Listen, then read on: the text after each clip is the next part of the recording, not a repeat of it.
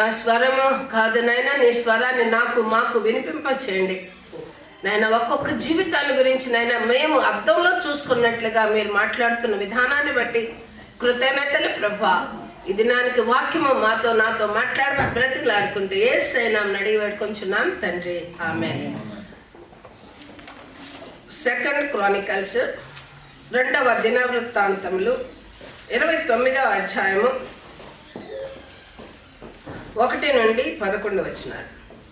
హిజ్కియా ఏలనారంభించినప్పుడు 25 ఏండ్ల వాడై 29 సంవత్సరంలో యెరూషలేములో ఏలెను.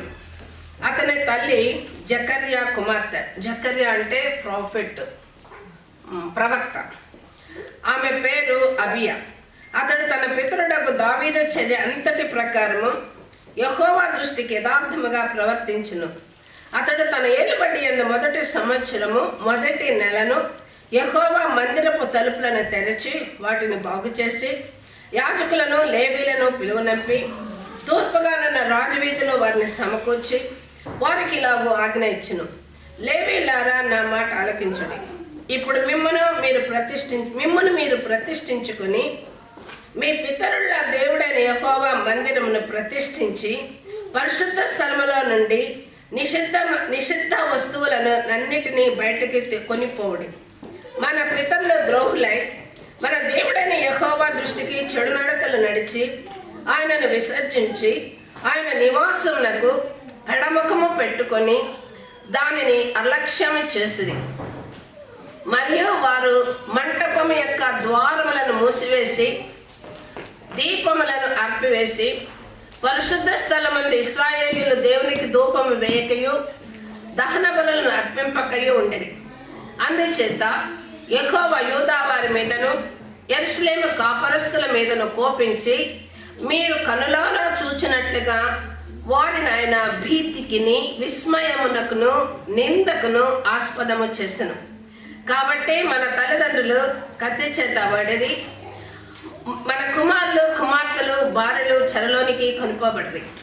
ఇప్పుడు మన మీదనున్న ఇశ్రాయేలీయుల దేవుడైన యెహోవా మహోగ్రత చల్లారినట్లు ఆయనతో మనము నిబంధనలు చేయవలనని నా మనసులో అభిలాష పుట్టెను. నా కుమారులారా, తనకు పరిచారకులై ఉండి ధూపము వేయుటకును తన సన్నిధిని నిలుచుటకును తనకు పరిచర్య చేయుటకును యెహోవా మమ్మను ఏర్పరచుకున్నాను గనుక మీరు అశ్రద్ధ చేయకుడి. దేవునికి స్తుతి ఘనత మహిమ కలుగునుగాక. హిజ్కియా యూదా రాజుగా వచ్చినప్పుడు హిజ్కియా యొక్క తల్లి గురించి రాయబడింది. హిజ్కియా తండ్రి అహజ్యా. ఈయన గురించి కూడా నేను చదువుతాను. ఈయన పరిపాలనలో ఈయనకు ముందున్నటువంటి రాజులు, ఇశ్రాయేలీల రాజులు, యూదా రాజులు ఇద్దరు కూడా చాలా ఏరియాలో మనం రాజులను చూస్తూ వస్తూ ఉన్నాం కదా. చాలా ఏరియాల్లో కూడా వీళ్ళు దేవునికి వ్యతిరేకంగా ప్రవర్తించినట్లుగా మనం చూస్తూ ఉన్నాం. అయితే ఇలాగా ఉన్న టైంలో హిజ్కియా 25 ఏండ్ల వాడై 29 సంవత్సరం 30 సంవత్సరాలు ఏలుబడి చేశాడు. అయితే ఈయన యొక్క తండ్రి పేరు అహజ్యా, ఆహాజు తెలుగులో. ఇతను 28వ అధ్యాయంలో కొన్ని మాటలు మాత్రమే నేను చదువుతాను. ఆహాజు ఏలనారంభించినప్పుడు 20 సంవత్సరముల వాడై యెరూషలేములో 16 సంవత్సరములు ఏలెను. అతడు తన పితరుడైన దావీదు వలె యెహోవా దృష్టికి యథార్థంగా ప్రవర్తింపలేదు. అతడు ఇశ్రాయేలుల రాజుల మార్గమునందు నడిచి బయలు దేవతా రూపములుగా పోసిన విగ్రహములను చేయించును. మరియు అతడు బెన్హిన్నెము లోయ యందు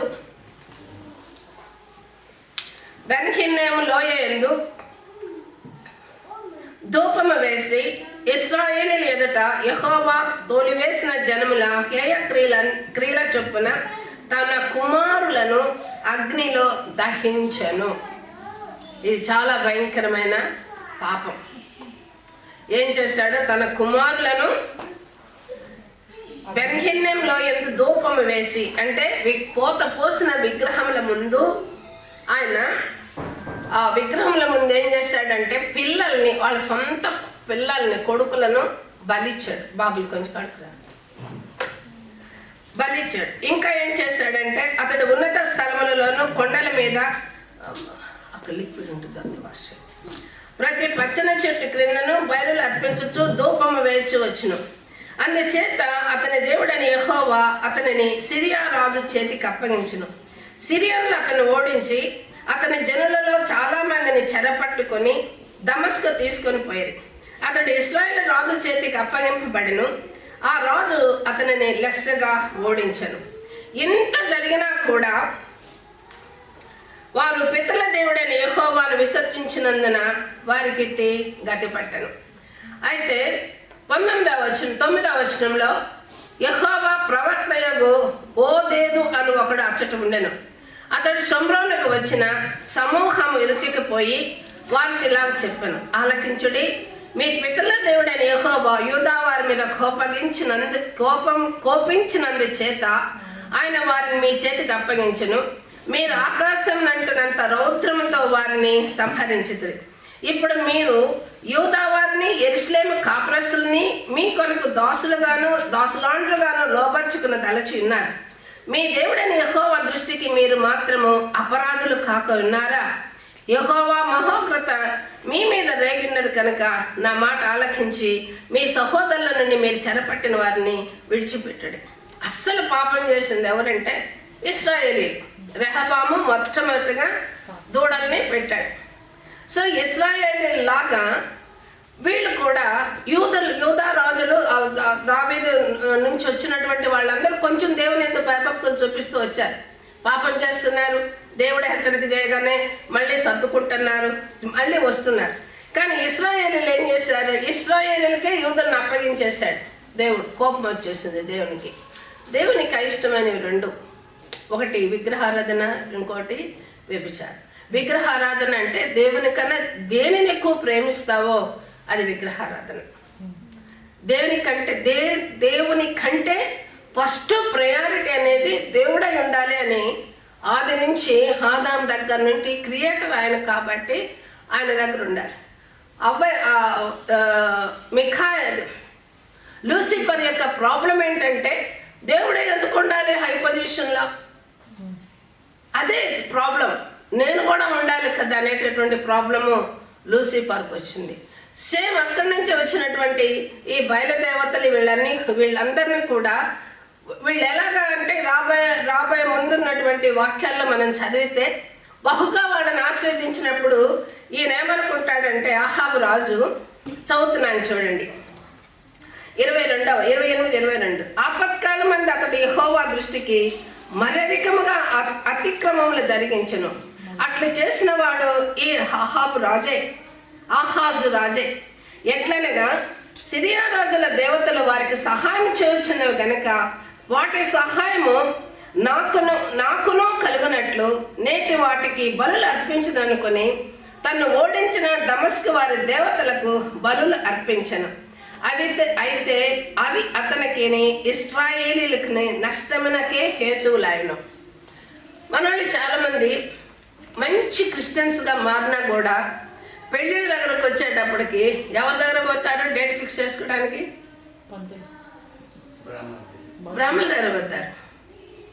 ఎందుకు వెళ్తారు అనేది మనకి నేర్పించలేదు. యాక్చువల్గా మన పెద్దలు నేర్పించుంటే ఫస్ట్ క్రైస్తవులు ఉన్నవాళ్ళు మనకు నేర్పించి ఉంటుంటే మనం చేయము ఇలాగా, ఎందుకంటే మనకు తెలియదు. కనుక వాళ్ళు ఏం చేస్తారు? పెళ్ళిళ్ళు వాళ్ళు మా పిల్ల కూడా అలాగే సిద్ధపడింది. మా మ్యారేజ్ కూడా ఆ దినాల్లో 100 సంవత్సరాలకు ఒకసారి వస్తుందంట ఆ ముహూర్తం అని. ఆంధ్ర తెలంగాణ మొత్తంలో వేల మంది పెళ్ళిళ్ళు అయినాయి ఆ రోజు. వాళ్ళు మేళాలు పడతారే, వాళ్ళు దొరకలే ఎవరికి. వాళ్ళుంటల్లా గంటకి 7 ఆడగొట్టి ఊరంతా కొట్టిపోయారు వాళ్ళు. అలా జరుగుతాయి.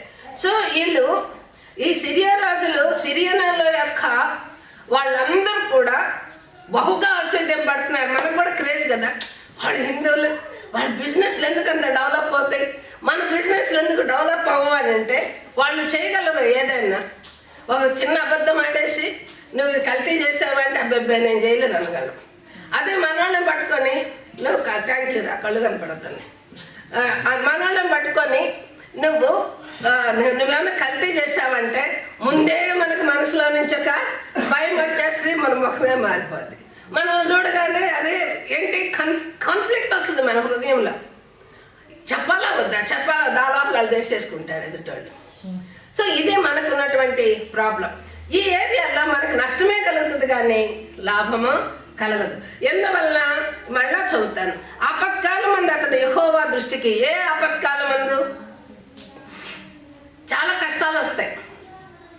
ప్రతి క్రైస్తవుడు టెస్ట్ లేకుండా పరలోక రాజ్యానికి పోవడము అసాధ్యము బైబిల్ ప్రకారము. ప్రతి క్లాసు స్టూడెంట్ ఎగ్జామ్స్ రాయకుండా ప్రమోషన్ పొందుకోవడము ఇంపాసిబుల్ సెక్యులర్ ఎడ్యుకేషన్లో. స్పిరిచువల్ ఎడ్యుకేషన్లో మనకి టెస్టులు కంపల్సరీగా ఉంటాయి. అలాగే సెక్యులర్ ఎడ్యుకేషన్లో టెస్టులు ఉంటాయి. జాబ్ ఏరియాలో మీకు ఏ టెస్టులు ఉన్నా కూడా ఓపిక దివారత్తులు కూర్చొని నేర్చుకుంటారు. ఎందుకంటే నెల తిరగకుండానే శాలరీ వస్తుంది. దేవుని టెస్ట్లో పాల్గొంటే మనకు వచ్చేది ఆయుష్, ఆరోగ్యకరమైన ఆయుష్. అలాగే హిజ్కియా పొందుకున్నాడు. ఆ ఏరియాలో చెప్పుకుందాం. ఈ సిరియా రాజుల దేవతలు వారికి సహాయం చేశారని ఆ దేవతలకు పోయి ఈయన వర్షిప్ చేశాడు. ఫస్ట్ పాపం ఏం చేశాడు, బిడ్డలు ఆ దేవతలకి బలిచ్చాడు. రెండవదిగా కష్టం వచ్చినప్పుడు ఏమంది, కష్టం వస్తే ఎవరు పాదాలు పట్టుకోవాలి? ఆపత్కాలం ముందు నేను యెహోవా నీ సన్నిధిలో మొరపెడుతున్నాను అనేటటువంటిది మనకున్నది. ఆపత్తు వచ్చినప్పుడు ఆయన యొక్క హృదయాన్ని చూసి దేవుడు ఏం చేశాడు, అబ్రహాము ఆకు, నువ్వు బలి ఇయ్యొద్దన్నాడు. అంత దూరం ఆగకుండానే పిల్లల్ని ఏం చేశాడు, హిందూ దేవతలకి ఈయన బలిచ్చాడు. అందువలన అది ఉరిగా మారిపోయింది. అతనికిని ఇశ్రాయేలు వారికిని నష్టమునకు హేతువైన. ఇంకా ఏం చేశాడు చూడండి, యూదా దేశంలోను పట్టణంలోనూ అతడు అన్య దేవతలకు ధూపం వేటకై బలిపీఠములు కట్టించి తన పితరులైన దేవుడైన యెహోవాకు కోపము పుట్టించను. కనుక ఇతను ఈ ఏరియాలో ఉన్నందువలన తల్లిదండ్రుల శాపం ఎవరి మీదకి వస్తుంది? పిల్లల మీదకి వస్తుంది. ఇప్పుడు క్రిస్టియన్స్కి ఎవరైతే యేసుక్రీస్తు నామములో ప్రార్థన చేస్తారో వారి పాపములు క్షమింపబడతాయి. పితరుల యొక్క వాళ్ళ శాపాలు కానీ వాళ్ళ పాపాలు కానీ వారి నెక్స్ట్ జనరేషన్కి రావు. ఇది ఫేమస్ ఫస్ట్ బ్లెస్సింగ్.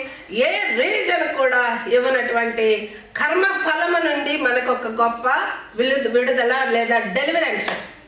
ఈ డెలివరెన్స్ పంపించాడు. కానీ ఇక్కడ ఈ వాక్యాన్ని తీసుకున్నప్పుడు నెక్స్ట్ ఆయన కుమారుడైన హిజ్కియా ఆహాజు తన పితరులతో కూడా నిద్రించి యెరూషలేము పట్టణం ముందు పాతి పెట్టబడిన కానీ ఇశ్రాయేలు రాజుల సమాధులలో అతడు తేబడలేదు. చూడండి, ఇశ్రాయేలు రాజుల సమాధులు తీసుకెళ్ళాలి. అందుకనే మనం పుట్టిన దినం కంటే కూడా మనం వెళ్ళిపోయే దినం చాలా ఇంపార్టెంట్ అంటారు. కోవిడ్ టైంలో ఒక్కళ్ళు కూడా రాకుండా మూకమ్మడిగా గుంటలు తీసేసి పారేశారు. అది శ్రేష్టమైనటువంటి పరిస్థితి కాదు. యాక్చువల్గా నీతిమంతులు కూడా పోయారు ఆ టైంలో. చెప్పలేము, ఎన్నో రకాలుగా వెళ్ళిపోయినారు. కనుక ఈయన ఏం చేశాడు, రాజుల సమాధులకు అతడు తేబడలేదు. అతడు కుమారుడైన హిజ్కియా అతనికి బదులుగా రాజాడు. హిజ్కియా గురించి ఒక మాట మనము చదువుదాం. చూడండి 31 సెకండ్ క్రానికల్స్ 2వ దినవృత్తాంతములు 32వ అధ్యాయం 31. అతని దేశము ఆశ్చర్యముగా వృద్ధి 30 నుంచి చదువుతాను. ఈ హిజ్కియా గిహోను కాలంకి ఎగువన కట్ట వేయించి దావీదు పట్టణపు పడమటి వైపునకు దాన్ని తెప్పించును. హిజ్కియా తాను పూనుకున్న సర్వ ప్రయత్నములందు నువ్వు వృద్ధి పొందను. మీరు ఎప్పుడైనా ఆలోచించారా, థేమ్స్ రివర్ వీళ్ళు ఎట్లా వాళ్ళకి ఇష్టమైన యూ షేప్లో వి షేప్లో రకరకాల షేప్లో మార్చుకున్నారు. ఇది ఎక్కడి నుంచి నేర్చుకున్నారు? లేదు, ఈ రాజుల దగ్గర నుంచే.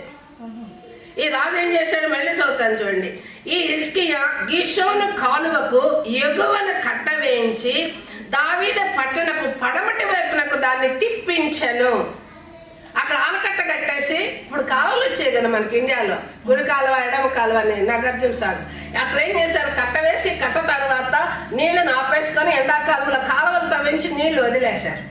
అలా అంత గొప్ప గొప్ప కార్యాలు ఈయన చేశాడు. పోని కొన్ని సర్వ ప్రయత్నములన్నీ వృద్ధి పొందను. అతని దేశం ఆశ్చర్యంగా వృద్ధినున్నట్టును గురించి విచారించి తెలుసుకుంటకై బబులోను అధిపతులు అతని వద్దకు పంపిన రాయబారుల విషయంలో అతన్ని శోధించి అతని హృదయంలో ఉద్దేశం అంతా తెలుసుకోవాలని దేవుడు అతన్ని విడిచను. హిజ్కియా చేసిన కార్యాలన్నీ ఈ 2 చాప్టర్లలో ఉంటాయి. ఇప్పుడు నేను చదివాను కదా, మొట్టమొదటిగా దేన్ని స్టార్ట్ చేశాడు? యెహోవా మందిరాన్ని స్టార్ట్ చేశాడు. ఎందుకు యెహోవా మందిరాన్ని స్టార్ట్ చేశాడు?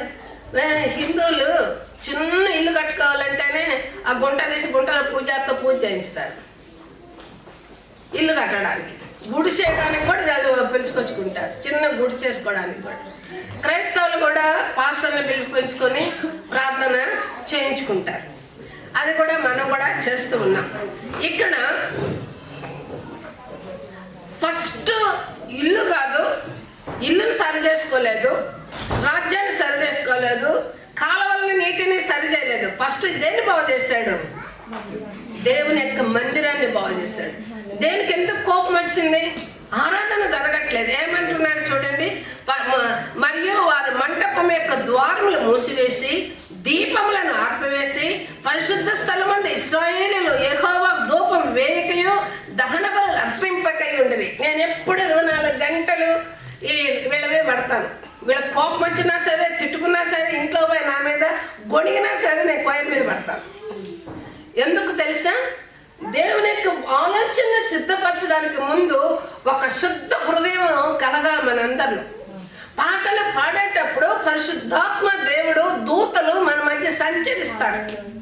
ఆ పరిశుద్ధాత్మ దేవుడు సంచరించేటప్పుడు మన హృదయం ఉప్పొంగుతుంది. కొన్నిసార్లు తెలియకుండానే కన్నీళ్ళు వస్తాయి. కొన్నిసార్లు మనం తెలియకుండానే మన ఆత్మ దేవునితో లీనమైపోతుంది. అందుకనే వర్షిప్లో ఉండే వాళ్ళని చాలా కోప్పడుతుంటాను నేను. శుద్ధ హృదయంతో రావాలా, ఖచ్చితంగా కమిటెడ్గా ఉండాలా. మీరు ఒకవేళ ఎప్పుడన్నా మానేసారంటే ఇన్ఫార్మ్ చేయాలా, ఆల్టర్నేట్ అరేంజ్ చేయాలా. ఎందుకంటే ఇది దేవుని సన్నిధి, మీళ్ళు కాదు. నీ ఇంట్లో పాడుకో వీడుకో ఏమన్నా చేసుకో, ఎవరు లెక్కడు, ఇది దేవుని ఇల్లు. ఇక్కడ ఏమవుతుంది? ధూపము వేయకయో లేకంటే దీపాలను ఆర్పేశారు. దీపము ఆగ్రహించే వెలుగు ఎక్కడికి వెళ్ళాలి? దేవుడు ఆగ్రహించాలి. ధూపం ఆగ్రహించాలంటే ప్రార్థన ధూపము సువాసన వల్లే ఆయన ముక్కులకు ఆక్రమింపుగా పోవాలి. ధూపమే లేదంటే దేవుడు ఎక్కడి నుంచి దిగొస్తాడు? వీళ్ళకి ధూపమే లేదు, ప్రార్థన జీవితమే లేదు. ఆ రోజుల్లో బలులు ఇవ్వడం అంటే మనం ఇక్కడికి వచ్చి కృతజ్ఞతతో స్తుతి పాడదని పాడుతున్నామంటే మనం కృతజ్ఞతలు అనే ధూపం దేవుని దగ్గరికి వెళ్ళినప్పుడు నోవాకు ధూపం వేయగానే దేవుడు ఒక నిబంధన చేసేసాడు. దేవుడి నిబంధన ప్రతి ఒక్కరితో కూడా ఏ రూపంగా మన కన్నీరు. నేను ఎన్నోసార్లు చెప్తాను, పిల్లలు కంటే చేతగాలేదు, ఎలా పెంచుతావు నువ్వు? కనడం చేతావా, పెంచడం చేతావా లేదా నన్ను అడిగిన దానికి నేను ప్రతి దానికి కూడా కన్నీటితో ప్రార్థన చేశాను. బిడ్డల్ని పెంచడానికి కన్నీరు ప్రతి ఒక్కటి తెలియదు నాకు. జ్వరం అంటే తెలీదు, లేకుంటే వాళ్ళు ఎలా ఎగ్జామ్ పోతుంటే 3 hours ఎగ్జామ్ రాస్తే 3 hours నిలువ మోకాళ్ళ మీద ఉండేదాన్ని. 1000 పాయింట్లకి ఎగ్జామ్ రాస్తే 1000 పాయింట్లకు స్తోత్రాలు చెప్పేదాన్ని. ఎందుకంటే నేను నేర్చుకున్నా దేవుని దగ్గర. నాకెవరు చెప్పలా. నేను ఇవి చదివినప్పుడు, వీళ్ళ యొక్క వీక్నెసెస్ చదివినప్పుడు, ఆ వీక్నెస్ నాకుంటే నా బిడ్డలు నెక్స్ట్ జనరేషన్కి వచ్చేస్తే నేను ఒక వాక్యం తెలియని దాన్ని, నాకు సండే స్కూల్ తెలీదు, మరి నేను నేర్చుకోకపోతే ఎలాగా? నా బిడ్డలకి ఎవరు నేర్పిస్తారు? దుష్టుడు అనేక సార్లు మన కాలు పీకుతాడు, కానీ తిరిగి నీతిమంతుడు 7 మార్లు పడిన ఏం చేస్తాడు? తిరిగి నిలబడతాడు. అనేక సార్లు మన టెస్టిమనీని దెబ్బతీయడానికి, మన యొక్క సాక్ష్యాన్ని కోల్పోవడానికి, మన యొక్క విశ్వాసాన్ని దెబ్బతించడానికి దుష్టుడు ప్రయత్నం చేయొచ్చు. అలాగే ఈయనకి 4 times వచ్చినాయి ప్రయత్నాలు ఆయన విశ్వాసాన్ని దొంగిలించడానికి. అన్నిట్లో కూడా ప్రార్థన చేశాడు, మొదలుపెట్టాడు. దేవుని దగ్గర నుంచి ఏంజెల్ వచ్చింది, సహాయం చేశారు. లాస్ట్లో ఒకే టెస్ట్లో ఓడిపోయాడు హిజ్కియా. కానీ కొన్ని ఏరియాలు మనం చదువుకున్నాను చూడండి. క్రైసిస్ ఆఫ్ హిజ్కియా, ఫస్ట్ క్రైసిస్. ఇప్పుడు వీళ్ళ తండ్రి యొక్క ఏం చేశాడు ఈయన? ఆహాబు దేవుని మందిరపు ఉపకరణాలను సమకూర్చి వాటిని తెగగొట్టించి యెహోవా మందిరపులకు మూసివేయించి యెరూషలేం నంతటా బలిపీఠాలు కట్టించాడు. మొట్టమొదటిగా ఈ యొక్క దేవాలయాన్ని కింగ్ సోలమన్ కట్టినటువంటి దేవాలయాన్ని, వారి గోడలు కూడా బంగారు పుతలు పోయించినటువంటి దేవాలయాన్ని మొత్తాన్ని చెక్కించి అటన్నిటిని పీకేసుకొని ఆ యొక్క మందిరాన్ని అంతా కూడా క్లోజ్ చేయించేశాడు.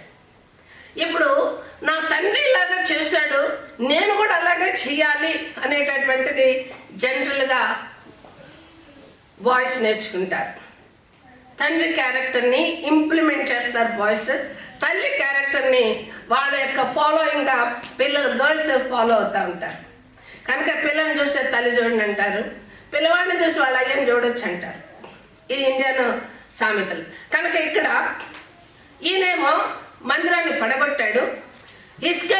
ఇస్కేకు ఒక చాయిస్, డాడీ వాళ్ళ నాన్నగారి పని చేయాలా, దేవుని పని చేయాలా. ఆయన ఆ రాజుల యొక్క పేర్లు రాసేటప్పుడు వాళ్ళ తల్లుల పేర్లు రాస్తారు. ఎందుకు? ఆయన తల్లి పేరు అబియా. ఎందుకు? తండ్రి యొక్క క్యారెక్టర్ ఎలాగా ఉన్నా పర్సనాలిటీ డెవలప్మెంట్ ఎవరి మీద ఆధారపడుతుంది? తల్లి మీద. ఇంటలెక్చువల్ డెవలప్మెంట్ తండ్రి మీద ఉంటే పర్సనాలిటీ డెవలప్మెంట్ తల్లి లేదు. కడుపులో పడ్డ దగ్గర నుంచి కూడా బిడ్డల్ని పర్సనాలిటీ డెవలప్మెంట్ ఉంటుంది. కనుక ప్రియమైన వాళ్ళారా, ఈయన చేస్తున్న మొట్టమొదటి క్రైసిస్ ఫాదర్ది చేయాలా, మదర్ది చేయాలా. కానీ దేవుని యందు భయభక్తులు తల్లి నేర్పించటం వల్ల దేవుడి యొక్క భయభక్తులే చేశాడు, మందిరాన్ని నిర్మించుకున్నాడు. రెండవ ఏరియాలో క్రైసిస్ ఏంటంటే రబ్షాకే రావుడు వచ్చి, సిరియన్ రాజు వచ్చి ఒకటే హేళన చేసి మాట్లాడుతూ ఉంటాడు. రాజైన హిజ్కియా ఆమోసు కుమారుడైన దినవృత్తాంతములు 32వ అధ్యాయము 20వ వచనం చదువుతున్నాను. మీరు ఈ 3 చాప్టర్స్ కన్నా మీరు చదివితే 30, 28, 29, 30, 31, 32 చాలా క్యారెక్టర్ ఉంది ఆయన దగ్గర మనం నేర్చుకోవాల్సింది. ఆయన జీవితాలు నూతన నిబంధన ఎప్పుడు స్టార్టింగ్ నుంచి ఇయర్ నుంచి చెప్తున్నాను. ఈ రాజుల గురించి దేవుడు నాకు ఇచ్చిన బయలుపాటు ఏంటంటే మనం రాజులము, యాజకులు. పాత నిబంధన అంతా కూడా ఎవరి మీద ఆధారపడింది? రాజుల మీద, యాజకుల మీద. నూతన నిబంధన అంతా ఎవరి మీద ఆధారపడింది? ప్రతి క్రైస్తవుడి మీద. ప్రతి క్రైస్తవుడు రాజు, యాజకుడు. రాజు తను తాను సెల్ఫ్ కంట్రోల్తో శరీరాశ, నేత్రాశ, జీవడంబం నుండి జయించేవాడు కనుక క్రైస్తవుడు. యాజకుడు ఆత్మతో సత్యముతో ఆరాధిస్తున్నాడు కనుక వాడు యాజకుడు. క్రైస్తవుడు అనేటటువంటి వారందరం కూడా మనము రాజులము, యాజకులము. మనందరం కూడా మనుషులము. మనందరంతో మట్టితోనూ దేవుని యొక్క స్వభావంతో పుట్టిన వాళ్ళం. మంచి చెడు వృక్షాన్ని తెలియని వాళ్ళం కాబట్టి మన జీన్స్ ఆదాము అవ్వాల నుంచి వచ్చినాయి కాబట్టి మనకు 2 ఉంటాయి. నేను మంచోడిని, నేను క్రిస్టియన్ అని అన్నానంటే అదంతా అబద్ధం అని యోహాను భక్తుడు మాట్లాడతాడు. కనుక ప్రియమైన వారులారా, రెండవ క్రైసిస్ వచ్చేటప్పటికి ఇతను చాలా హేళనగా, అవమానంగా ఈ యొక్క రాజును దేవుడి మీద నమ్ముకున్నావా?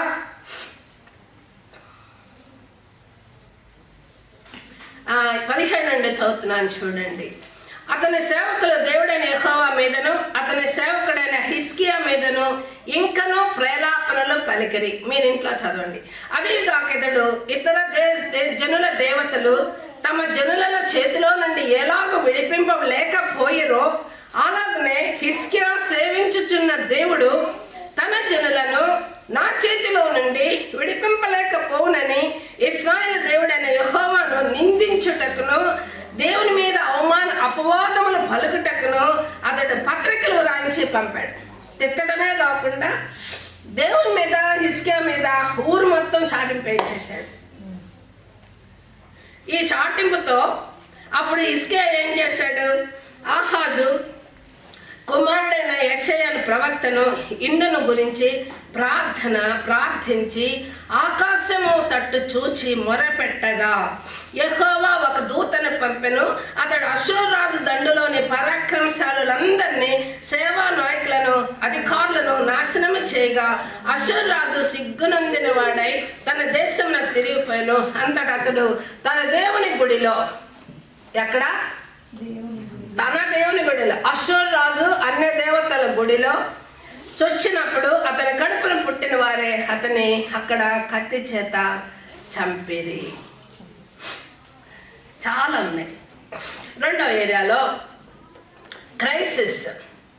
ఏంటంటే క్రైసిస్ అంటే ఒక అపాయం వచ్చినప్పుడు వాళ్ళ తండ్రి ఏమో ఆ దేవతలకు బలులు ఇచ్చాడు, ఈయనేమో ప్రవక్తలను పిలిపించుకొని ఇంట్లో కూర్చొని దేవాను సహాయం చెయ్యని మొరపెట్టాడు. మనం ఏం చేయాలి కష్టం వచ్చినప్పుడు? ఎందుకు పాస్టర్లకు ఇన్ఫార్మ్ చేస్తారు? పాస్టర్లు ఎవరు కూడా మీ పర్సనల్ ఏరియాలని పబ్లిసిటీ చేసి గాసిప్ చేయరు. ప్రతి ఒక్కళ్ళు కూడా దేవుని దగ్గర తెలుసుకున్న వాళ్ళు కాబట్టి వాళ్ళు ఏం చేస్తారంటే పాస్టర్లు మీ కన్నీటితో వాళ్ళ కన్నీరు కలుపుతారు. మీ శ్రమతో వాళ్ళ శ్రమ, మీ కష్టాన్ని వాళ్ళ కష్టంగా తీసుకుంటారు. అది నిజమైన ప్రాణం పెట్టే సేవకుడైతే అలా చేస్తాడు. జీతానికి వచ్చే సేవకుడైతే నీ శ్రమను చూసి వాడు నీకు బాగా నాకు రా బాబు అని తప్పించుకుంటాడు. నీ శ్రమలో వాడు పాల్పంచుకోడని ప్రభు యేసుక్రీస్తు మాట్లాడాడు. కనుక ఈ రోజున తన ప్రవక్త అయిన ఆహాజు కుమారుడైన ఆమోస్ కుమారుడైన యెషయాను పిలిపించి ప్రార్థన చేసినప్పుడు దేవుడు దూతను పంపాడు. ఎంత డిఫరెన్స్ చూడండి తండ్రికి కుమారుడికి. మూడో ఏరియాలో క్రైసిస్ ఆఫ్ సిక్నెస్. మనందరూ తెలుసు కదా, యెషయా గ్రంథం 38వ అధ్యాయం. చాలా మంది ఏరియాలో ఎలాగా ఆయన్ని అవమానం చేశారు, ఆయన ఎలా ఓర్చుకొని దేవుని దగ్గర మొరపెట్టాడు అనేది మనం చదువుకుంటామంటే చాలా బాగా అనిపిస్తుంది, హృదయం ద్రవిస్తుంది. 38వ అధ్యాయము.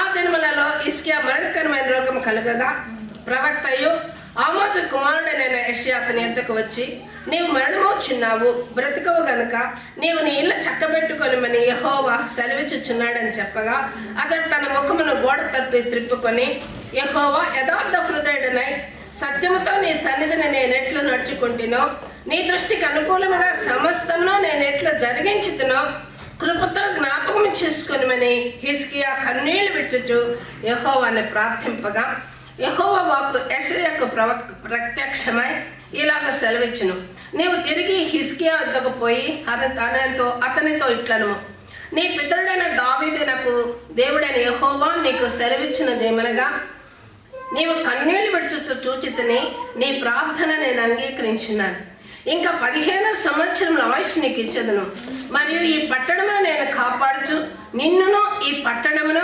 అషూరు రాజు చేతిలో పడకుండా విడిపించదను. యెహోవా తన పలికిన మాట నెరవేరినట్లు ఇది యెహోవా వలన నీకు కలుగు సూచన. మనకు తెలుసు ఆ యొక్క గోడ గడియారము మెట్లు పైకెత్తాడు. అలాగా 15 సంవత్సరాలు ఆయనకి ఆయుష్ పొడిగింపబడింది. So 3 crisis. 4వది ప్రాస్పారిటీ.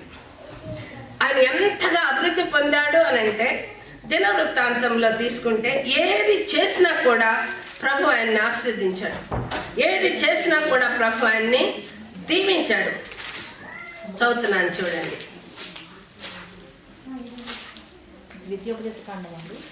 దినవృత్తాంతములు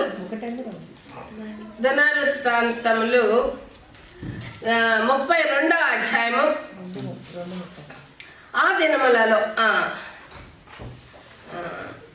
యెహోవా 22 నుండి ఈ ప్రకారం యెహోవా హిజ్కియాను యెరూషలేము కాపురస్తులను అషూరు రాజైన సన్హెరీబు చేతుల నుండి అందరి చేతుల నుండి రక్షించి అన్ని వైపులా వారిని కాపాడినందున అనేకులు యెరూషలేములో యెహోవాకు అర్పణలను యూదా రాజైన హిజ్కియాకు కానుకలను తెచ్చి ఇచ్చిరి.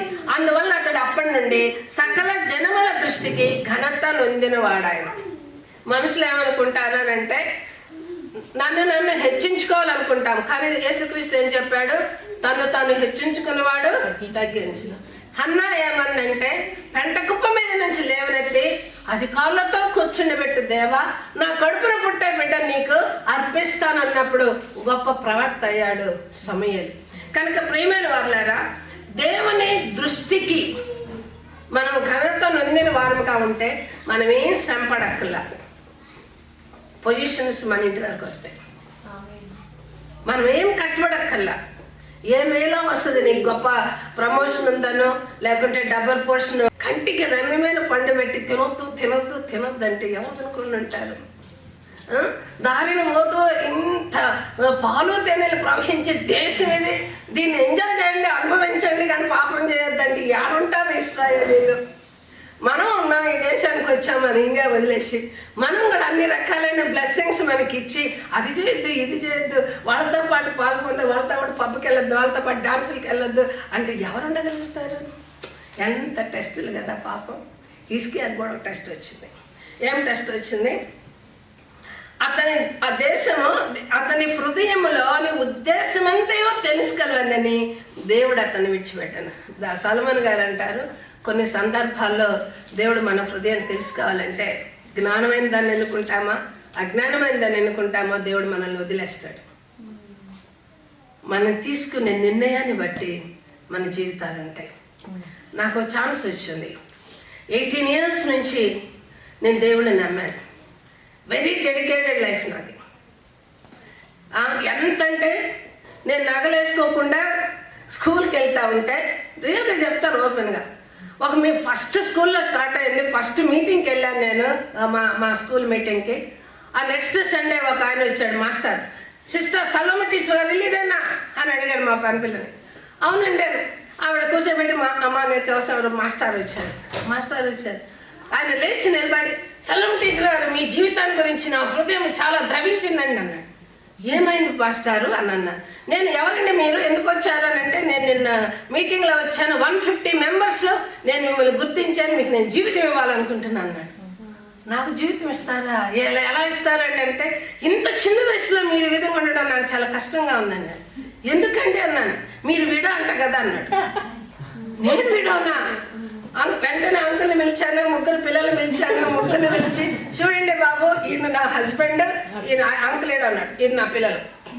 నేను విడో కాదు, క్రీస్తు నిమిత్తం నన్ను నేను తీసుకోకూడదని తీర్మానం చేసుకున్నాను. ఇది నా లైఫ్. నేను అంత చిన్న వయసు నుంచి నేను క్రీస్తుని ధరించిన దాన్ని శోధనలు వస్తాయి. ఒక టైంలో శోధన వచ్చింది, దేవుడా లోకమా. ఇంత చిన్న వయసు నుంచి క్రీస్తుతో నడుస్తున్న నేను లోకాన్ని ఎలా చూజ్ చేసుకుంటాను? నువ్వు సేవకు వస్తే నీకు దేవుడు, సేవకు రాకపోతే నీకు లోకం. అప్పుడు డిసైడ్ చేసుకున్న, ప్రభువా నేను సేవ చేస్తాను, నేను బ్రతికింది నీకోసము. ఇప్పుడు నేను లోకానికి ఎలా వెళతాను? 30 ఏళ్ళకి, 12 ఏళ్ళకి, 18 ఏళ్ళకి నేను నమ్ముకొని 35 ఏళ్ళకి నేను లోకంలోకి ఎలా వెళ్తాను? నో నేను నమ్ముతాను ప్రభా. 3 years 4 years దేవుడు నేను ట్రైన్ చేశాడు. నేను ఇక్కడికి 40 ఏళ్ళకి వచ్చేసాను, దేవుని సేవలో ఉన్నా. కనుక టెస్ట్ వస్తుంది. ఇది మాకు కూడా, ఉజ్జియాకి కూడా, హిజ్కియాకి కూడా టెస్ట్ వచ్చింది. టెస్ట్ రాగానే ఏం చేశాడు చూడండి. యెషయా గ్రంథం 39వ అధ్యాయం 1 నుండి చదువుతారు ఎవరన్నా? ఆ కాలమందు బబులోను రాజును బలదాను కుమారుడైన మెరోదక్బలదాను హిజ్కియా రోగి అయి బాగుపడిన సంగతి విని పత్రికలను కానుకలను అతని యొద్దకు పంపగా, హిజ్కియా దూతలు వచ్చిన మాట విని వారిని లోపలికి రప్పించి తన ఇంటనేమి రాజ్యమందేమి కలిగిన సమస్త వస్తువులలో దేనిని మరుగు చేయక తన పదార్థములను గల కొట్లను, వెండి బంగారములు, గంధవర్గములను, పరిమళ తైలములను, ఆయుధశాలలను, తన పదార్థములతోనున్న సమస్తమును వారికి చూపించెను. అప్పుడు ఇంక నేను చదువుతున్నాను చూడండి. పిమ్మట ప్రవక్త అయిన యెషయా రాజైన హిజ్కియా వద్దకు వచ్చి, ఆ మనుషులు ఏమని నీ యొద్ద ఎక్కడి నుండి వచ్చింది అని అడగగా, హిజ్కియా బబులోను దూరదేశం నుండి వారు వచ్చినారని చెప్పాను. నేనేంట వారేమి చూచినని అతడు అడగా, హిజ్కియా నా పదార్థములలో దేనినే మరుగు చేయక నా ఇంటనున్న సమస్తమును నేను వారికి చూపించినాను. మంచిదే. ఎవరిచ్చారు ఈయనకి? ఎవరిని మహిమపరచాలా? నా శక్తి సామర్థ్యాల వల్ల నేను ఇంత సంపాదించాను కాదు. ఇక్కడ దేవుడనే వర్డ్ని ఎక్స్ప్రెస్ చేశాడా లేదా? మనము దేవుని, ఎవరైతే నన్ను ఎత్తలేదట, నన్ను అంగీకరిస్తారో వారిని దేవుని ఎదుట అంగీకరిస్తాం. ఓల్డ్ టెస్టిమెంట్ అంతా కూడా న్యూ టెస్టిమెంట్కి ఒక షాడో, ఫోటోకాపీ. ఇక చూడండి, అంతటి యెషయా హిజ్కియాతో ఇట్లా అన్నాడు, యెహోవా సెలవిచ్చింది ఏమనగా, రాబో దినములలో ఏమీ మిగలకుండా నీ ఇంట నుండి సమస్తమును నేటి వరకు నీ పితరులు సమకూర్చి దాచిపెట్టినది అంతయో బబులోను పట్టణం యొక్క కొనిపోయి బోధులని సైన్యములకు అధిపతి యెహోవా సెలవిచ్చినాడు. మరియు నీ గర్భమందు పుట్టిన నీ పుత్ర సంతను బబులోను రాజునకు నగరునందు నపుంసకులుగా చేటుపట్టుకై వారు తీసుకొని పోవుదురు. అందుకే కదా షద్రక్ మేషక్ అబేద్నెగోలతో పాటు అనేకలైనటువంటి యూదా జనాంగము దానియేలు గారితో పాటు నపుంసకులుగా మెల్కీసెదెక్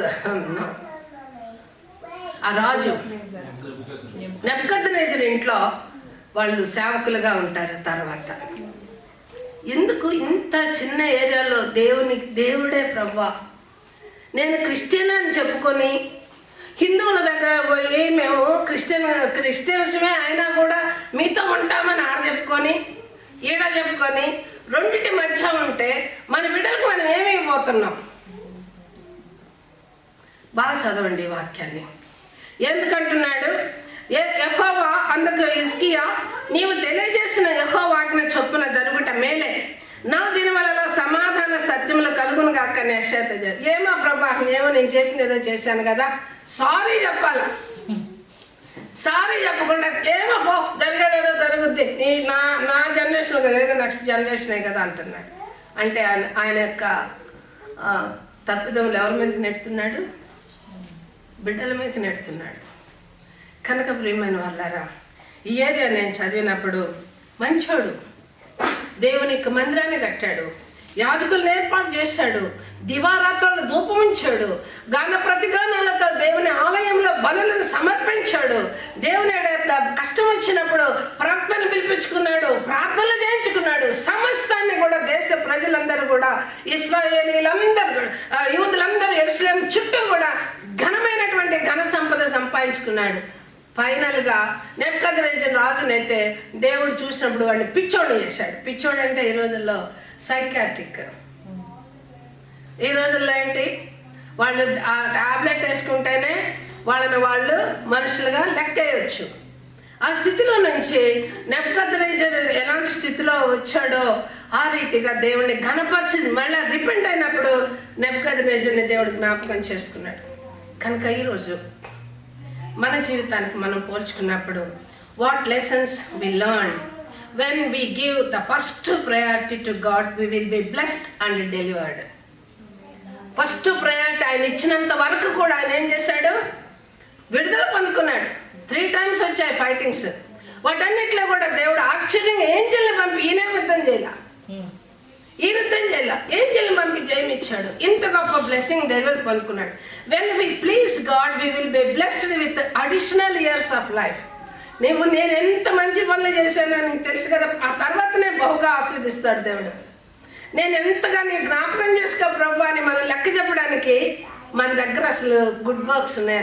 దేవునికి ఇష్టమైన గుడ్ వర్క్స్. ప్రభు నువ్వు నన్ను జ్ఞాపకం చేసుకో, నా బిడ్డలను జ్ఞాపకం చేసుకో, నా పిల్లలను చూడు అని మనం మొరపెడతా ఉంటాం కదా. దేవుని కోసం నువ్వు చేసిన గుడ్ వర్క్స్ ఏమైనా లిస్ట్లో ఉన్నాయా? మూడో area, when he and his kingdom in crisis he prayed earnestly with the prophet. నీ ఇంట్లో కష్టం వచ్చినప్పుడు, లేదా నీ కుటుంబంలో కష్టం వచ్చినప్పుడు, నీ సంఘంలో కష్టం వచ్చినప్పుడు అస్సలు ప్రేయర్లకు వస్తున్నావా? ఈ సంవత్సరం మొత్తం చూస్తే బేతేల్లో ఉన్నటువంటి సీనియర్ మోస్ట్ పిల్లలందరూ కూడా బైబిల్ స్టడీకి ఒక్కళ్ళు అటెండ్ అవ్వాలి. సీనియర్స్ ఎవరు ఒకళ్ళు అటెండ్ అవ్వాలి బైబిల్ స్టడీకి. ఇయర్ మొత్తంలో మార్నింగ్ ప్రేయర్స్ స్టార్ట్ అయ్యి 6 months అయింది, ఒక్కళ్ళు అటెండ్ అవ్వాలి సీనియర్స్ అందరూ. సో ఈ ఏరియాలో నేను ఒక ప్రశ్న అడుగుతాను. మీకోసం మేము ప్రార్థనలు చేస్తున్నాం, మీ ఇంట్లో ఉన్న శ్రమల కోసం. ఇన్ని సంవత్సరాలు ఒకళ్ళు నన్ను ప్రశ్నించారు, మమ్మీ నువ్వు ఫిజికల్ లేజినెస్ అలవాటు చేసావు చర్చిలో అన్నాడు. ఫిజికల్ లేజినెస్ ఏంటో తెలుసా? ఇప్పుడు పిల్లలు ఎగ్జామ్ రాయాలంటే తల్లిదండ్రులు పేపర్లు రాసి ఆన్సర్లు రాసి పంపిస్తారు ఇండియాలో. ఇక్కడ యాక్సెప్ట్ చేస్తారు అది? చేయరు. కానీ ఇండియాలో ఏం చేస్తాం మన పేరెంట్స్? వాళ్ళ హోంవర్క్ చేయకపోతే మనమే హోంవర్క్ చేసి పంపిస్తాం కొన్నిసార్లు. స్పిరిచువల్ లేజినెస్ అంటే మీరు ప్రేయర్లు చేసినా చేయకపోయినా, మేమైతే కంటిన్యూగా 15 ఏళ్ళు నేను చేస్తూనే ఉన్నాను ప్రతి ఫ్యామిలీ కోసం, మన లిస్ట్ కోసం, మన ఫ్యామిలీ లిస్టులు అన్నిటి కోసం నేను చేస్తున్నాను. వాళ్ళు ఎందుకు మీతో కలిసి ప్రేయర్ చేయరు? ఎస్ కదా, వాళ్ళని కరెక్ట్ కదా నన్ను బయట వాళ్ళు ప్రశ్నించింది? Yes, it is right. Spiritual laziness అనేది న్యూ ఇయర్లో ఉండొద్దని నేను మీ తరపున బతిలాడుతున్నాను. ఎందుకంటే మనం నేర్చుకుంటే కదా మన పిల్లలకి నేర్పిస్తాం. బైబిల్ స్టడీ మనకు అవసరం. మనం ప్రార్థన చేస్తే కదా పిల్లలు దేవుడి మీద ఆధారపట్టు నేర్చుకుంటారు. మనమే ప్రార్థనలో గడపకపోతే మనం ఎందుకు ఒకసారి పోయి నెలకోసారి గెట్ టుగెదర్ లాగా తిని తాగి, అది 2 గంటల ప్రార్థన అయితే 1 గంట ప్రేయర్లో కూర్చొని 4 గంటలు ముచ్చట్లాడి ఇల్లు చేద్దామంటే అది వీలు కాదు. That's not right. ప్రేయర్ అంటే ప్రేయర్, అలాగ ఉండాలి మన జీవితాల్లో. సో న్యూ ఇయర్లో ఒక తీర్మానం చేసుకోండి దయచేసి. ఇసుక నుంచి నేర్చుకునే లెసన్స్ ఫస్ట్ ప్రయారిటీ ఎవరికి ఇచ్చాడు? దేవునికి ఇచ్చాడు. అందువల్ల వాడిని ఆశీర్దింపబడ్డాడు. సెకండ్ ప్రయారిటీ దేనికి ఉన్నది? ఆయన ప్లీజ్డ్ గాడ్. దేవుని నువ్వు నన్ను జ్ఞాపకం చేసుకో, నీకోసం నేనేం చేశానో జ్ఞాపకం చేసుకో, నీ మందిరానికి ఏం చేశానో జ్ఞాపకం చేసుకో, నీ యాజక సమూహాన్ని ఎలాగ వాళ్ళని బలపరిచానో, వాళ్ళకి ఫుడ్ ఇచ్చానో, వాళ్ళని ఎలాగ స్థిరపరిచానో, మందిరంలో ఎలాగ ధూపం వేయించానో నేను జ్ఞాపకం చేసుకో. అప్పుడు దేవుడు ఆయన ప్లీజ్ చేసిన దాన్ని బట్టి ఆయన తిరిగి ఆయన జ్ఞాపకం చేసుకొని ఆయనకి ఏమిచ్చాడు? లైఫ్ను పొడిగించాడు. 3వ ఏరియాలో క్రైసిస్, కరువు వచ్చుద్ది అన్న టైంలో మీరు చదవండి. ఆ టైంలో కరువుని ఎలాగ ఓవర్కమ్ చేయాలో కూడా దేవుడు ఆయనకి అక్కడ నేర్పిస్తాడు. సో ఈ ఏరియాలో life is test that God uses to help people to grow and become more like Jesus Christ. మనకెందుకు న్యూ టెస్టిమెంట్లో క్రైస్తవులకి ఎందుకు టెస్టులు వస్తాయని చాలా మంది క్రిస్టియన్స్ పారిపోతారు, చాలా పారిపోతారు. మీరు కనుక క్రీస్తు నుంచి పారిపోతే మీ బిడ్డలు ఎట్లా హై సొసైటీలో హై లెవెల్ ఎడ్యుకేషన్ పొందుకుంటారు ఎగ్జామ్స్ లేకుండా? దేవుడు మిమ్మల్ని ప్రేమించే దేవుడు కూడా దూతల ఎదుట నిన్ను ఘనపరచాలని, గొప్ప స్థితిలో ఉంచాలని నీకు ఇన్నర్ వేలో అవుటర్ వేలో టెస్ట్లు వస్తాయి.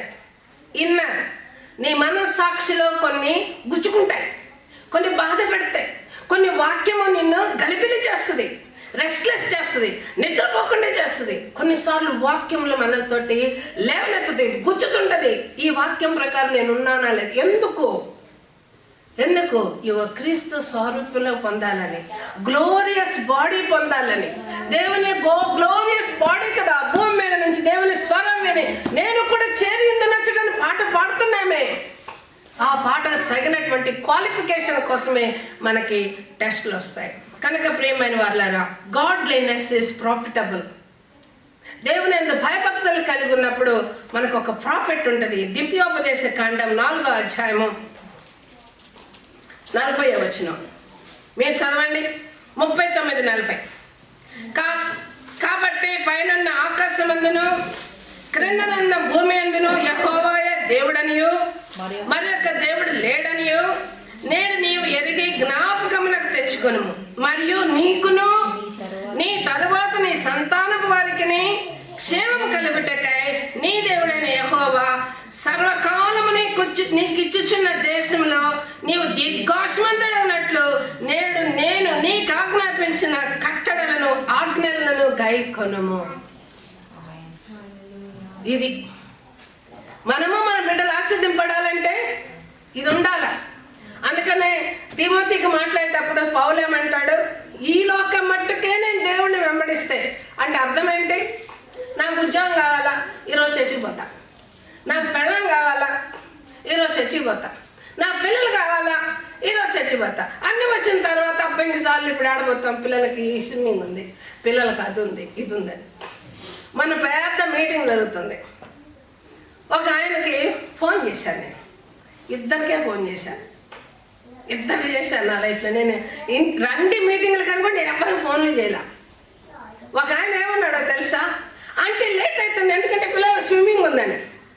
3 నెలల నుంచి దివారాత్రులు ప్రార్థనలు చేసుకుంటూ దాన్ని ఎలాగ డీల్ చేయాలా, ఎలాగ నడిపించాలా, ఏ ప్రేయర్స్ కావాలా, ఏ ప్రార్థన కావాలా, ఏ వాక్యం కావాలని ఇంతగా మేము టైం స్పెండ్ చేసాము. నెలల తరబడి నేను అంత ప్రయాసపడితే పిల్లలకి స్విమ్మింగ్ ఉందని మధ్యాహ్నానికి వస్తారు. ప్రయారిటీ ఏంటి? What is the priority?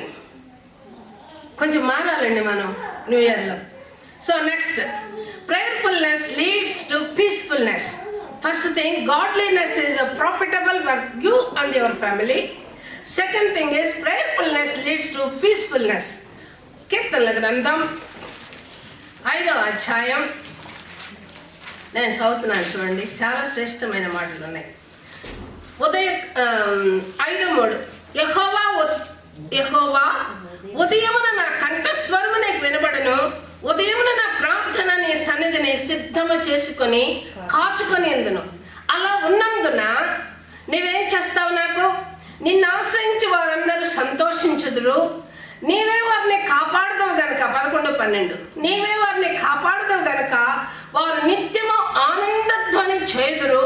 యెహోవా నీతిమంతులను ఆశీర్వదించేవాడవు నీవే, కేడమితో కప్పినట్లు నీవు వారిని దయతో కప్పెదవు.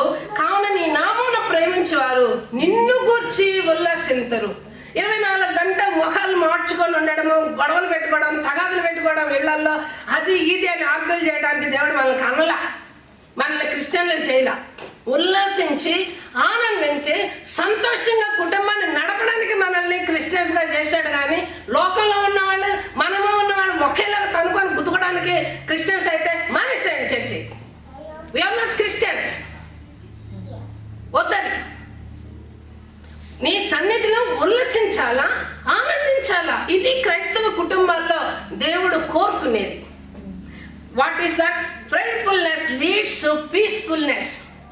నీ ఇంట్లో ఎప్పుడు కుటుంబ ప్రార్థన ఉంటుందో అప్పుడే నీ ఇంట్లో యేసు పరిశుద్ధాత్మ దేవుడు నివాసం ఉంటాడు. ఆ నివాసాన్ని, ఆ సంతోషాన్ని బిడ్డలు ఆస్వాదిస్తారు. బిడ్డ ఆనందంగా ఎదుగుతారు, స్పిరిచువల్గా ఎదుగుతారు, ఫిజికల్గా ఎదుగుతారు, ఇంటలెక్చువల్గా ఎదుగుతారు. అదే కదా మనకు కావాల్సింది. ఏమి ఇస్తాం మన బిడ్డలకి? మనం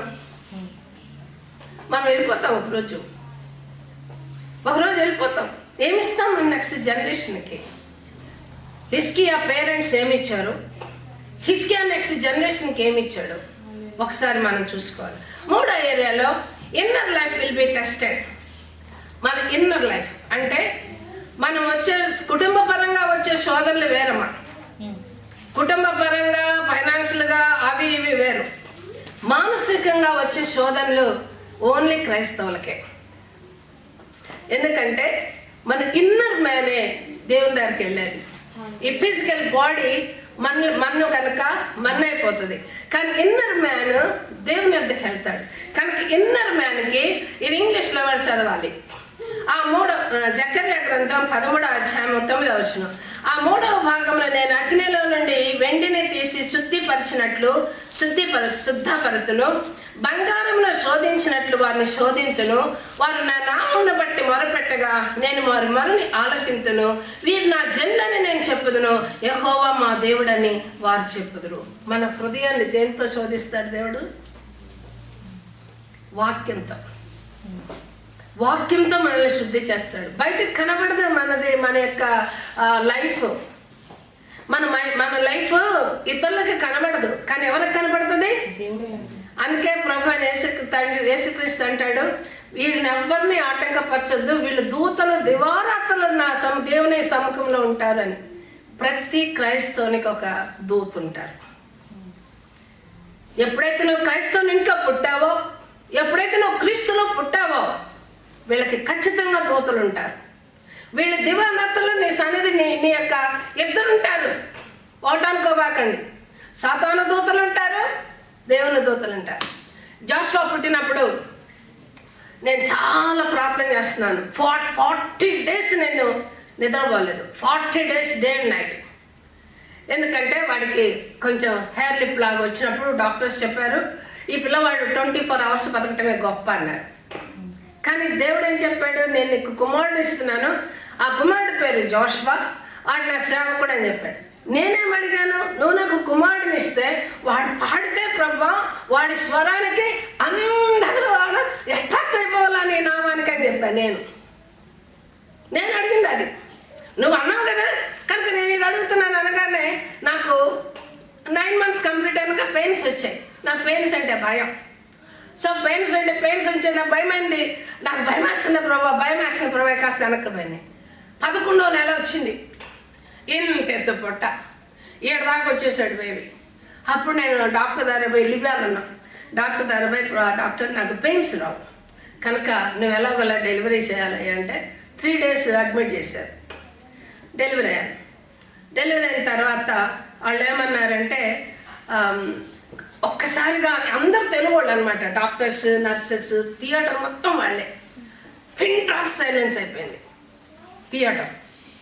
అప్పుడు పిన్ డ్రాప్ సైలెన్స్ అయితే నేను కమలా నర్స్ ఆవిడని పిలిచి, సిస్టర్ బేబీ మూతి చూపించండి అని అడిగాను. ఏమడిగాను దేవుడిని? మంచి పాడు స్వరం ఎప్పితేనే నీ యొక్క సన్నిధి కావాలన్నట్టు అడిగాను నేను దేవుడిని. మూతి చూపించు అని అడిగాను. ఆవిడ నన్ను అడిగింది, మూతి ఎందుకు చూడాలమ్మా అని అడిగింది. శోధన వస్తుంది అంటే దీన్ని మీకు ఎగ్జాంపుల్ చెప్తున్నాను. మూతి ఎందుకు చూడాలమ్మా అని అడిగింది. నేను బెడ్ మీదే ఉన్నాను, థియేటర్లో ఉన్నాను. నేను చూడాలి సిస్టర్ అడిగాను. ఆడిని నా డాక్టర్ అంది, ఆడిని చక్కగా ఉన్నాడు చూడు, కాళ్ళు చూపించు, ఏళ్ళు చూపించండి.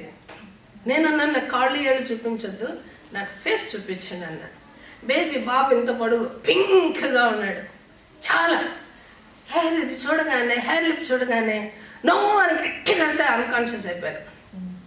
ఎందుకు నో అన్నానంటే, బాబు 3rd month ఉన్నప్పుడు మా నైబర్ పాకిస్తానీ అబ్బాయి, వాడికి బైలాటరల్ దాని ఏదో వర్డ్ ఉపయోగిస్తారు, ఇక్కడ నుంచి హార్ట్ దాకా, మూతి దగ్గర నుంచి థ్రోట్ నుంచి హార్ట్ దాకా ఇలా అయిందంట. అయితే వాళ్ళు ఏం చేశారు, డాక్టర్లు చనిపోతారని డిశ్చార్జ్ చేస్తే ఆయన వచ్చి మా ఇంటి తలుపు కొట్టి, అమ్మ నైబర్స్, పాకిస్తానీ నైబర్స్ తలుపు కొట్టి, అమ్మ వాళ్ళు పిల్లవాడు, నా భార్య ఏడుస్తుంది, మా పిల్లవాడికి బాగాలేదు, కొంచెం మీరు రండి అని అడిగాడు. మనం ముందు పోతాం కదా అన్నిటికీ. ఆడ ముందు పోతా అంటే మా వదిన గారు అంటే అక్కులు నా లిబ్యాలు, ఆవిడ అంది, సలోమి నువ్వు వద్దమ్మా మనం వెళ్ళకూడదు అంది. అదేంటి వదినమ్మా, వాళ్ళంత కష్టంలో ఉంటే మనం హెల్ప్ చేయకపోతే ఎలాగా అని పోగానే ఆయన ఏం చేశాడు, తీసి ఆ బిడ్డ నా చేతులు పెట్టాడు. అప్పుడు మీరు ప్రెగ్నెంట్? ఆయన ప్రెగ్నెంట్ 3rd month. వెంటనే లెంతదిన మంది, ఓ సలోమి తీసి ఇచ్చేయి అని అంది. నేను ఎలా ఇస్తాను చూడగానే నేను స్కేర్డ్ అయిపోయాను. అంటే నాకు తెలీదు, నేను మెడికల్గా నాకు ఏ ఎక్స్పీరియన్స్ లేదు కాబట్టి ఆ పిల్లని చూడగానే ఆడలాగి ఏడుస్తున్నాడు ఓ అని భయం వేసింది. వదినమ్మ తీసుకోవట్లే, ఆయన తీసుకోవట్లే, వాళ్ళమ్మేమో మంచంలో కూడా ఏడుస్తుంది. ఇంకేం చేయాలో నాకు తెలిసిన డాక్టర్ అంటే నేను అన్నాను, నువ్వు డ్రైవ్ చేస్తావు కదా, నువ్వు పలానా అడ్రస్ చెప్పి ఆయన దగ్గర తీసుకెళ్దాం, ఈజిప్షియన్ డాక్టర్, ఆయన దగ్గర తీసుకెళ్ళాం. ఆయన నన్ను చూడగానే ఆయనకు తెలిసి నేను కన్సీవ్ అయి ఉన్నానని. ఆయన నన్ను చూడగానే Salome why you brought this baby అన్నాడు. నేను ఒక చిన్న పిల్లలా ఉండేదాన్ని అప్పుడు. అంటే ఎందుకు అన్నాను. ఆ పెద్దోళ్ళు కదా ముస్లిమ్స్, కటన్ ఇలా తీసి ఒక పీస్ వాడి కళ్ళల్లో ఇలాగ అన్నాడు. వాడి కళ్ళు మూవ్ అవ్వలేదు, గాజు మీదలా కదులుతున్నాయి. అప్పుడు డాక్టర్ చెప్పాడు, ఈ బిడ్డని ఇమీడియట్గా వాళ్ళ నాన్నకి ఇచ్చేయి, అంటే నీ చేతుల్లో చచ్చిపోకూడదు అన్నట్టు. అప్పుడు నేనేం చేశానంటే ఇమీడియట్గా వదినమ్మ చేతిలో పెట్టాను. కానీ అప్పటి నుంచి జోష్వా నేను డెలివరీ అయ్యేంత వరకు నేను కళ్ళు మూసుకోవాలి. కళ్ళు మూసుకుంటే భయం, నాకు అది టెస్ట్. నా దేవుడు నాకు వాగ్దానం చేసిన దేవుడు నాకెందుకు వచ్చాడు, నేను ఎందుకు బేబీ క్రిస్టియన్ని, నేనేమి ఇప్పుడు క్రిస్టియన్ లాగా కాదు, నేను అప్పుడు చాలా చిన్న క్రిస్టియన్ని. అప్పుడే బోర్న్ అగైన్ అయ్యాను, అప్పుడే 3 years ఏమైనా 4 years అయిపోయింది. అప్పుడు నేను భయపడతా ఉన్నాను. కానీ నువ్వేది రానియవు కదా ప్రేయర్ రాదు నాకు. ఇప్పటికీ కూడా మంచి క్రిస్టియన్స్ చేసినట్టు ప్రేయర్ నేను చేయలేను, నాకు రాదు. కానీ నువ్వు రానియవు కదా అని అనుకునేదాన్ని. కానీ బేబీని చూడగానే నేను అన్కాన్షియస్ అయిపోయాను. అన్కాన్షియస్ అయిపోయిన తర్వాత చాలా టప్పటికి డాక్టర్లు ట్రై చేశారు, వచ్చాను. ఇక ఆ బేబీని డాక్టర్ ఏం చెప్పాడు, 24 hours కన్నా నువ్వు మెయింటైన్ చేయగలిగితే ఈ బిడ్డ బతుకుతాడు అని. ఎందుకంటే పాలిస్తే అది లోపలికి వెళ్లకుండా యాస్పిరేట్ చేస్తే, అంటే లంగ్లోకి కన్నా వెళ్ళిపోతే ఇమీడియట్గా చచ్చిపోతాడు అని చెప్పారు. ఆ పిల్లవాడిని బతకడించడం కోసం 40 days నేను అలాగే డే అండ్ నైట్ మేల్కొనే ఉన్నాను. 40వ రోజున అంకుల్ని అడిగాను, అంటే కొంచెం ఒక్కరోజు పిల్లోడిని ఎత్తుకో, ఎందుకంటే పాలిచ్చిన వెంటనే బేబీని లుకప్ చేయాలి, అలాంటి మొత్తం బయటకు వచ్చేస్తాయి. ఆడేమో లోపల పెరిగాడు, 11 నెలల పిల్లవాడు, అంటే 3 నెలల సైజు, 3 నెలలు ఇంత ఈ ఫింగర్ నెయిల్స్ ఇంత పొడుగులు ఉన్నాయి, హెయిర్ ఇక్కడ దాకా ఉన్నాయి, ఓవర్ గ్రో అయిపోయాడు పిల్లవాడు. సో వాడికి ఫుడ్ ఏమో ఆకలేమో వేస్తుంది, ఫుడ్ ఇస్తేనే వామిట్ చేస్తున్నాడు. ఈ కష్టాన్ని చూడలేక డే అండ్ నైట్ నేను వాడినే చూసుకుంటూ 40 రోజులు అంకుల్కి ఇచ్చాను. అంకుల్ మీరు చూడండి అంటే, కొంచెం చూడండి అంటే, అమ్మాయి నువ్వే కదా నీకు కొడుకు కావాలని కన్నావు, నువ్వే చూసుకో, నాకు కూడా నిద్రపోతుంది, ఐఎమ్ టైర్డ్, 40 రోజుల నుంచి వండినట్టున్నా అన్నాడు. సరేనని నేను ఎలాగ పెట్టుకొని అలాగ నిద్రపోయాను. బిడ్డని ఇలాగ ఉన్నాడు నా చేతిలో. నేను చెప్పాను 2 దూతలు ఉంటారని. మా ఇంటి ముందు 3 దూతలు వెళ్తున్నారు. నా బెడ్ దగ్గర వెనక తల దగ్గర ఒక ఆయన నుంచొని ఉన్నారు. ఆయన ఎవరో మీకు ఊహించుకోండి. ఆయన నుంచొని వెళ్ళేటటువంటి దూతల్ని పిలిచాడు. వాళ్ళు లోపలికి వచ్చారు. ఎందుకు పిలిచారండి అంటే, సలోమి ఏడుస్తుందమ్మా, కొంచెం ప్రార్థన చేయండి అయ్యా అని అడిగాడు. అనగానే ఒక ఆయన పెద్దగా ఉన్నారు, ఫుల్ 3 ప్యూర్ వైట్ ఫేసులు నాకు గుర్తులేవు, ప్యూర్ వైట్లో ఉన్నారు. నా వెనుకున్న ఆయన మనుష్య ఆకారంలో ఉన్నారు. ఆయన అడుగుతున్నారు ప్రేయర్ చేయండి అని. అప్పుడు మధ్యలో ఉన్న ఆయన ఆ బేబీ నా చేతిలో ఉన్న బాబుని తీసుకొని పైకి ఎత్తుతుంటే, ఈమెకి ప్రార్థన చేయొద్దు, ఈమె పిల్లల కోసం ఈమెకి చేయొద్దు, ఈమె నిద్రపోతుంది, ప్రార్థన చేయదు, ఈమె కొంత ఈ పిల్లలు చేయొద్దు అని అన్నది. అందుకే లేడీస్ ఒక మాట ఎప్పుడు చెప్తాను, నీ బిడ్డల కోసము నువ్వు రోధించాల్సిందే. వాడు రౌడీలు అయ్యారంటే నువ్వే బాధ్యురాలవి, వాడు మంచి సివిలియన్ అయ్యాడంటే నువ్వే బాధ్యురాలవి, వాడు మంచి దేవుని బిడ్డగా మారాడన్నా కూడా లేడీసే బాధ్యులు. ఆ దూత ఏం చెప్పిందంటే, నువ్వు ప్రేయర్ చేద్దు, ఏం నిద్రపోద్దు అని చెప్పి. ఈ ఏంజల్ గుడ్ ఏంజల్ అసలు ఒక మాట మాట్లాడాలి. ఆయన ఈ ఏంజల్ తట్టు చూసి ఒక్క ఊరివారు, కళ్ళతో గద్దించారు. నా బిడ్డను తీసుకున్నారు, ప్రార్థన చేశాడు, నా చేతిలో పెట్టాడు. చెప్పి ఆయన ఏం చెప్పారో తెలుసా, అమ్మా సలోమి, మొదటి జామున నీ బిడ్డల కోసం మొరపెట్టమ్మా. 4 గంటలు వేసి ప్రార్థన చేసేదాన్ని. 4 to 5 నా ప్రేయర్ టైం. 5 నుంచి లేచి పిల్లలకి బ్రేక్ఫాస్ట్ అన్నీ రెడీ చేసేదాన్ని 6 o'clockకి. 6కి ఫ్యామిలీ ప్రేయర్, 6 to 6:30. 6:30 నుంచి నా టైం టేబుల్, చిన్న వయసు నుంచి నేను చాలా టైం టేబుల్గా ఉండేదాన్ని. అందుకే ఈ చర్చి కూడా ఎన్ని సంవత్సరాల నుంచి టైంకి మెయింటైన్ చేయడానికి వీలవుతుంది. 6 to 6:30 ప్రేయర్, 6:30 to 7 వాళ్ళ మిల్క్, వాళ్ళ బ్రషింగ్, అదంతా. 7 to 8 కంపల్సరీగా చదవాల్సిందే ఫస్ట్ బైబుల్. పిల్లలకి ఫస్ట్ బైబిల్ ఏమి ఇచ్చింది, king James version, Hindu Bible, Hindu paper evening ఖచ్చితంగా చదవాలి, మార్నింగ్ కింగ్ జేమ్స్ బైబిల్ చదవాల్సిందే. 8 నుంచి వాళ్ళు 45 minutes లోపల స్నానాలు చేయాలి, బట్టలు వేసుకోవాలి, బ్రేక్ఫాస్ట్ తినాలి, బయట పరిగెత్తాలి. ఎందుకు చెప్తున్నానంటే, మన మీద యోబు దగ్గర ఎలాగైతే దూత, నువ్వు ఊరికే వాళ్ళు నిన్ను ప్రేమిస్తారా, నువ్వు ఎంత వాళ్ళ చుట్టూ కంచి వేసావని చెప్పి మన మీద ఎలాగ సాడీలు చెప్తుందో, అలాగ మనకి 2 దూతలు ఉంటారు.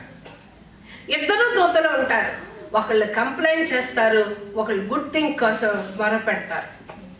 సో దేనికి మన బిడ్డల్ని సిద్ధపరుస్తున్నాం అనేది మన చాయిస్. కనుక prayerfulness leads to peacefulness, inner life will be tested. మన విశ్వాసానికి పరీక్షలు ఉంటాయి, ఖచ్చితంగా పరీక్షలు ఉంటాయి. పరీక్షల నుంచి మనం పారిపోకూడదు. 4వ ఏరియాలో God asking us to test him. ప్రతిసారి దేవుడే మనల్ని టెస్ట్ చేస్తాడా, లేదంటే మనం కూడా టెస్ట్ చేయొచ్చా? ఇంగ్లీష్లో చదవండి, మలాకీ గ్రంథం 3వ అధ్యాయము 10వ వచనం. మలాకీ గ్రంథం 3rd chapter 10th verse, English only. ఎన్ఐవిలో చదవాలి, న్యూ కింగ్ జేమ్స్ కాదు, NIV. Bring a full tithe into the storehouse, that there may be food in my house, and thereby put me to the test. Put me test. ఎవరు చెప్తున్నారు ఈ మాట? పరచుకో. ఈ దేశంలోకి మనల్ని తీసుకొచ్చాడు ప్రభు, కానీ మనందరినీ ఏ దేశం తీసుకెళ్లాలని మనల్ని ట్రైన్ చేస్తున్నారు? పరలోక రాజ్యం అనే దేశం. కనుక ప్రియమైన వాళ్ళారా, మనం లేచి నిలబడతాం. హిజ్కియా తన తండ్రి అయిన ఆహాజు యొక్క స్వభావాన్ని ధరించక, తన తల్లి యొక్క బోధన అనుసరించి, దేవుని యందు భయభక్తులు గలవాడిగా ఉండి, శ్రేష్టమైనటువంటి భూలకు సంబంధమైన దీవెనలు అనేకమైనవి అనుభవించి, ఇశ్రాయేలీయుల మీద గొప్ప రాజుగా ఉండి దేశాన్ని సస్యశ్యామలంగా మార్చాడు. ప్రియమైన వారులారా, నిన్నంత సస్యశ్యామలంగా ఉంచినట్లుగా దేవుడు ఈ దేశానికి తీసుకొచ్చాడు. హిజ్కియాని పరిశీలించినట్లుగా, టెస్ట్ చేసినట్లుగా, నీ జ్ఞానము, నీ చదువు, నీ తెలివి మీద నువ్వు ఆధారపడుతున్నావా? దేవుని మీద ఆధారపడుతున్నావా? నీ తల్లిదండ్రులు చేసిన విజ్ఞాపన, నీ తల్లిదండ్రుల యొక్క కన్నీరు తీర్చుటకే కదా దేవుడు నిన్ను ఇక్కడ తీసుకొచ్చాడు. ప్రతి తల్లిదండ్రి, అయ్యా నేను పడిన కష్టం నా బిడ్డలకు వద్దయ్యా, నా బిడ్డల్ని నీడ పట్టున ఉద్యోగం చేసే భాగ్యం దయచేయని ఇక్కడున్న ప్రతి తల్లిదండ్రుల కన్నీరే నీవు ఈరోజు అనుభవిస్తున్న ఈ సుఖము, సంతోషము. దేవునికి ఫస్ట్ ప్రయారిటీ ఇస్తావా? మీ సొంత విషయాలకి ఫస్ట్ ప్రయారిటీ ఇస్తావా? దేవుడు అడుగుతున్నాడు, దేవుని మీద ఆధారపడతావా? నీ యొక్క ఆలోచన మీద ఆధారపడతావా? భార్యలుగా మీ బాధ్యత, భర్తలుగా మీ బాధ్యత, పేరెంట్స్గా మీ బాధ్యత, సంఘం యొక్క నడిపింపులో లీడర్స్గా మీకు బాధ్యతలు ఉన్నాయి. దేవుడు లెక్కడుగుతాడేమో ప్రియమైన వాళ్ళారా, దేవుడు లెక్కడుగుతాడేమో ప్రియమైన వాళ్ళారా. ఈరోజు దేవుని దగ్గర తగ్గించుకుందామా? తండ్రి నన్ను మన్నించు. లాస్ట్ లో ప్రభా నన్ను జ్ఞాపకం చేసుకున్న హిజ్కియా లాస్ట్ లో ఏమైతుంది అవుతుందని నిర్లిప్తంగా ఉన్నాడు. అటువంటి నిర్లక్ష్యము, అటువంటి నాయన నిర్లిప్తత, రిజెక్షన్, విసుగుదల, సోమరితనం దేవుని ఎడల మనం కనపరుస్తున్నామా? దేవుడు అడిగే ప్రశ్నకు జవాబేంటి? దేవుని దూతలు నిత్యము నీ హృదయాన్ని చూస్తున్నారని నువ్వు గ్రహిస్తున్నావా? నీ మీద దోషారోపణ చేయనట్లుగా దూతకి అవకాశం ఇస్తున్నావా?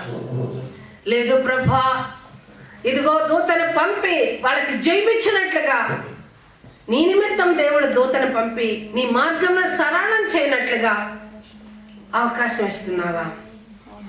ఏ దూతకు నువ్వు అవకాశం ఇస్తున్నావు? నీ బిడ్డలు ఎలాంటి జీవితం జీవించాలని కోరుకుంటున్నావు? ఇస్సాకుతో దేవుడు మాట్లాడాడు, కరువు వచ్చిందని నువ్వు అన్యుల జోలికి పోవద్దంటున్నాడు. నీకు అన్యుల సహవాసం కావాలా? దేవుని దీవెన కావాలా? దేవుని ద్వారా నువ్వు హెచ్చింపబడాలా? అన్యుల ద్వారా హేళన చేయబడాలా? సంహరెబు దేవుణ్ణి దూషించాడు. నీ దేవుడు నీ క్రియల ద్వారా దూషింపబడినట్లుగా అన్యుల సహవాసము నీకు మేలు కలుగుతుందా? తగ్గించుకుందాం, సార్ పరిశీలించుకుందాం.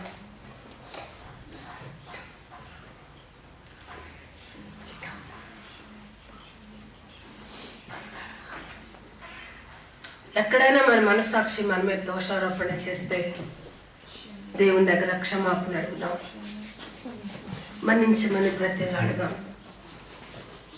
నీ కనికరాన్ని చూపయ్యా, మేము మా బిడ్డలు కూడా నీ సన్నిధిలో కనబడాలయ్యా.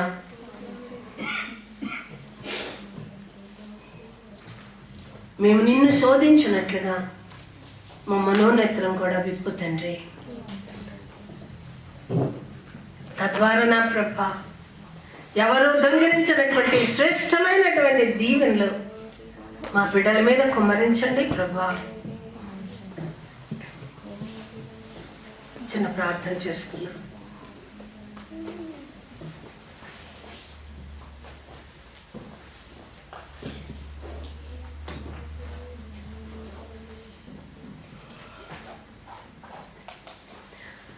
ఏది